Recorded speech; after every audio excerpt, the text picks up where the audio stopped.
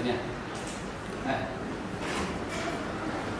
We will now demonstrate how to use the replacement toner cartridge model number Brother tn450, which is compatible with Brother model MFC-7360. Our first step is to gently shake the replacement toner cartridge.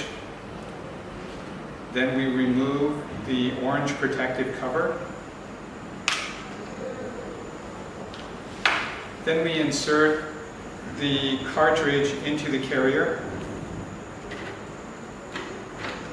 and snap it into place. Then we will take this tool and 2 or 3 times, and then be sure to return back and lock it into place.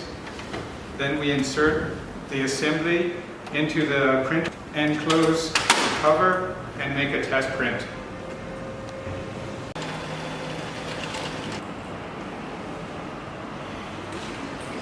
And this is our test print for the replacement toner cartridge model Brother tn450, which is compatible with the Brother toner cartridge MFC-7460, which is compatible with Brother printer model MFC-7460N.